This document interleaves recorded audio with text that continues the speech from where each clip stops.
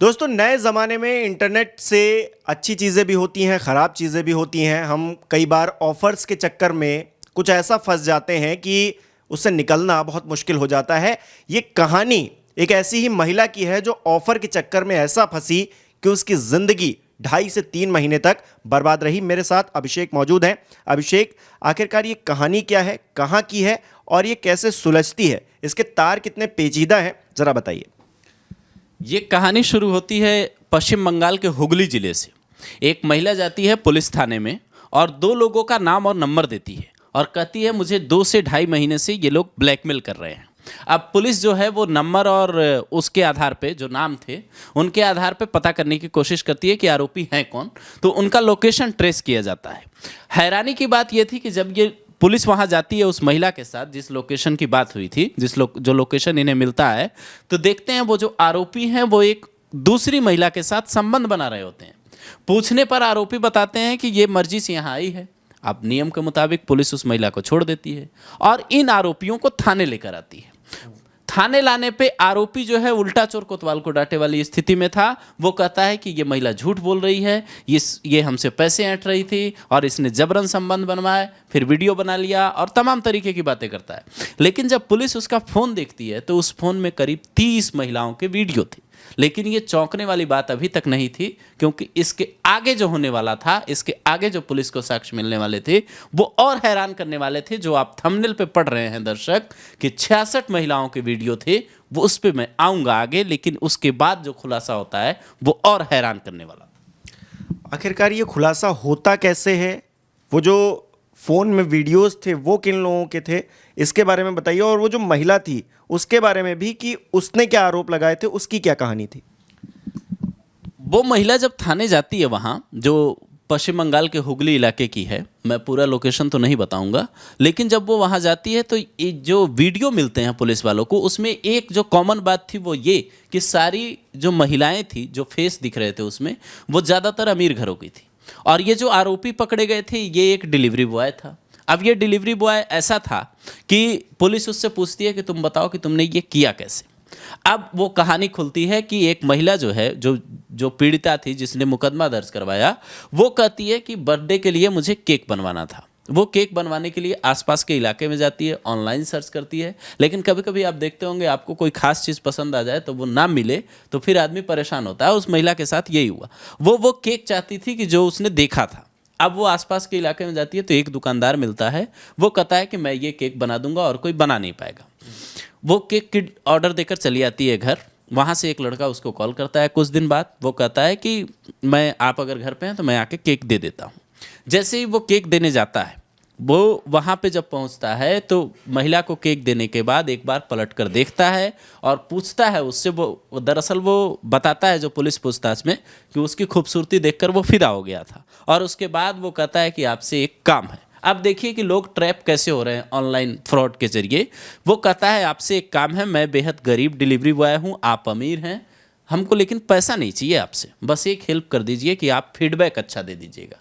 अब नॉर्मल आमतौर पे दर्शक ये सोचेंगे कि फीडबैक देने में क्या बुरा था, तो इसकी बात जरा आगे सुनिए कि 1 हफ्ते बाद वो लड़का दोबारा फ़ोन करता है और कहता है कि कुछ देर में आपको कॉल आएगी, आप फीडबैक दे दीजिएगा। वो कॉल आते ही महिला बोलती है ओके। और उसके बाद जैसे ही वो कॉल आती है तो महिला इधर से उसका अच्छा फीडबैक देती है। उसको लगता है गरीब लड़के की मदद हो जाएगी, इसकी भावना ठीक थी। लेकिन उधर से वो जो बात कर रहा होता है आरोपी, दरअसल वो उसका दोस्त ही होगा जो 2 लोग पकड़े गए थे, तो वो कहती है कि वो आरोपी उधर से कहता है कि वीडियो कॉल पे अगर आप फीडबैक देंगी तो अगले ऑर्डर पे आपको 50% डिस्काउंट मिलेगा और इस लड़के की मदद भी हो जाएगी, क्योंकि इसको मुझे रिकॉर्ड करना होगा। और आपने जो बात कही थी कि ऑफर के चक्कर में ये महिला कैसे 2-2.5 महीने तक परेशान रही, वो 50% डिस्काउंट की ही कहानी थी। अब ये महिला देखिए कैसे ट्रैप होती है। ये महिला जो है वो वीडियो कॉल पे बात होती है और महिला रेडी हो जाती है। अब 1 हफ्ते बाद इसके व्हाट्सएप पे एक वीडियो आता है। वो वीडियो ऐसा था कि वही जो इसने वीडियो कॉल किया था, इसका चेहरा और बॉडी किसी और की, एआई और डार्क वेब पे तमाम चीज़ें उपलब्ध हैं, उससे बने हुए वीडियोज़ थे। वो जैसे ही ये वीडियो देखती है, इसके पैरों तले ज़मीन खिसक जाती है। इसको लगता है कि अब क्या होगा। उसके बाद आरोपी वही ट्रिक अपनाते हैं, ब्लैकमेल करते हैं और बुलाते हैं इसको पैसा लेकर एक लोकेशन पे। अब तक आरोपियों के पास जो वीडियो थे वो नकली वीडियो थे, लेकिन वहाँ बुलाकर ये उस महिला के साथ दबाव बनाते हैं, दोबारा संबंध बनाते हैं, जो संबंध बनाते हैं वहाँ, और उसके बाद एक नया वीडियो इसको भेजते हैं। और ये सिलसिला जो है 2 से ढाई महीने तक चलता है। और उसके बाद जब महिला एक दिन तंग आ जाती है तो पता चलता है कि पुलिस थाने में तमाम खुलासे होते हैं। इसलिए मुझे लगता है कि ऐसे मामलों में जो आपको डिस्काउंट देने की बात करें और तमाम तरीके की ऐसी बातें, इसमें सावधान रहने की ज़रूरत है। 66 महिलाएं का जो 66 महिलाओं की जो बात है वो एक महिला से खुलती है, लेकिन कोई भी महिला ये बोलने को तैयार नहीं होती है कि हम मुकदमा लिखवाएंगे। लेकिन वो वीडियो चूंकि 66 महिलाओं को मिलते हैं, साइबर एक्सपर्ट और फॉरेंसिक जांच में जब पता चलता है और आरोपी पूछताछ में ये कबूल भी करता है कि हम लोग अमीर महिलाओं को ही निशाना बनाते थे ताकि पैसा वसूल सके। देखिए, यहाँ पे जागरूकता की कितनी ज़रूरत है कि एक महिला का जो फेक वीडियो बनाया जाता है वो खुद भी जान रही है कि ये फेक है, उसके साथ क्या कांड हुआ है उसको पता है, लेकिन समाज के डर से या फिर अपने घर वालों के डर से, अपने पति के डर से, अपने भाई के डर से वो ये बोल नहीं पाती हैं कि ये वीडियो फेक है। मैं सच, अपने आप को साबित कर पाना इतना मुश्किल क्यों हो जाता है। और दूसरी चीज़ है बोल पाना। मतलब अब तो हमने देखा है कि जो जनरेशन है वो बड़ा खुल के बोलती है, अपनी बातों को रखती है, कोई भी दिक्कत होती है बिल्कुल सोशल मीडिया अवेलेबल है। लेकिन गाँव में अभी भी स्थिति ये है कि लोग नहीं बोल पाते, तो उनको ही टारगेट किया जाता है बेसिकली। तो उनके लिए जागरूकता मुझे लगता है ज़रूरी है कि वो बोलें, आगे आएँ। और इस महिला के साथ जो हुआ, मतलब 2-2.5 महीने सोचिए, और एक फेक वीडियो से शुरुआत हुई, फिर एक नया वीडियो बनाया गया, वो तो मतलब ओरिजिनल ही था। उसके बाद जो कांड हुआ, तो जो बाद में किया पुलिस के पास जाकर, वो पहले भी किया जा सकता था और शायद इन परिस्थितियों से बचा जा सकता था।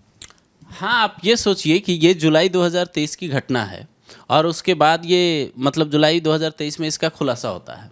उससे पहले कब का कितने आप एक महिला, इस महिला ने चलिए हिम्मत करके 2-2.5 महीने बाद बताया, लेकिन वो 65 महिलाएं जिनके साथ ये घटना हुई वो लोग अब भी बोलने को तैयार नहीं हैं। उन लोगों ने ना कोई मुकदमा लिखवाया जो जानकारी आई तब तक। और ये मतलब कितना शर्मनाक है इस समाज के लिए। आप सोचिए कि लोग अपनी ही बातों पे आवाज़ नहीं उठा पा रहे हैं। ये बात बिल्कुल सही है, लेकिन जागरूकता आएगी कैसे? सवाल ये है, अगर AI वीडियोज़ बनाए जा रहे हैं और AI को लेकर लोगों को पढ़ाया ही नहीं जा रहा, बताया ही नहीं जा रहा है, तो कैसे जागरूकता आएगी? ये भी एक बड़ा सवाल है। अभी सरकार कह रही है, गृह मंत्री ने खुद कहा था कि ऐसी चीज़ों से सावधान रहना होगा। डार्क वेब जैसी तमाम चीज़ें हैं जहां इस तरीके का जो जाल फैला है उसको रोकने के लिए उठाना होगा कदम तो सरकार को, साइबर एक्सपर्ट को। लेकिन फिर लोगों को जागरूक कौन करेगा? ये भी बड़ा सवाल है। आप अगर नहीं लगाएंगे सेमिनार और तमाम तरीके की चीज़ें नहीं करेंगे तो आम जनता में तो जागरूकता नहीं आएगी। और इसी जागरूकता को बढ़ाने के लिए ही ये कहानी हमने आप तक पहुंचाई कि जितने लोग भी ये वीडियो देखें इसको आगे भेजें, अपने आसपास के लोगों को, अपने जानने वालों को भेजें, ताकि वो कम से कम बोल सकें। उनके साथ कुछ अगर गलत हुआ है और वो गलत नहीं है, कोई ऐसा वीडियो क्रिएट किया गया है, कोई ऐसा ऑडियो क्रिएट किया गया है, तो उसको लेकर कम से कम अपने घर वालों को बताएं, पुलिस की मदद लें। और फिर अगर बात नहीं बनती है तो सोशल मीडिया बहुत बड़ा प्लेटफॉर्म है और हर किसी तक बात पहुंचाने के लिए। और उसमें ज़रूरी नहीं है कि आपकी आइडेंटिटी रिवील हो, क्योंकि हम लोग भी जब इस तरह की खबरें बताते हैं तो आइडेंटिटी नहीं जाहिर करते हैं, उनके घर का पता या फिर उनका नाम, उनके परिवार का कोई आइडेंटिटी। तो इस बात से बेखबर रहना चाहिए कि आप इस तरह के झमेले में पड़ेंगे, लेकिन अपनी आवाज़ बुलंद ज़रूर करनी चाहिए। इस कहानी को बताने का मकसद भी हमारा यही था। आप इस कहानी को किस तरह से देखते हैं हमें कमेंट करके बताइए। बहुत बहुत धन्यवाद।